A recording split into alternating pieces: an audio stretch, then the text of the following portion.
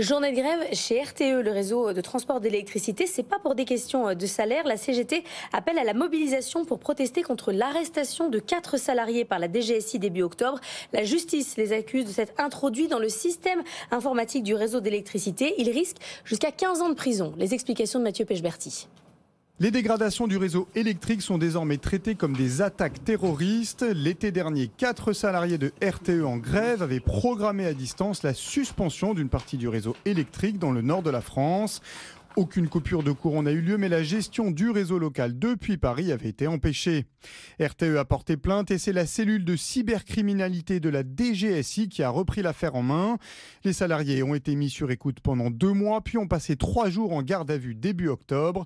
La justice les accuse d'intrusion et de fraude en bande organisée dans le système informatique du réseau électrique. RTE prend très au sérieux ce genre d'opération. Depuis plusieurs mois, le ministère de l'Intérieur craint des cyberattaques russes sur le réseau électrique alors qu'un risque de pénurie existe déjà. Les avocats des salariés, eux, dénoncent un traitement excessif d'un mouvement de grève. En attendant leur procès fin février, les agents de RTE sont soumis à un contrôle judiciaire très strict. Ils risquent jusqu'à 15 ans de prison.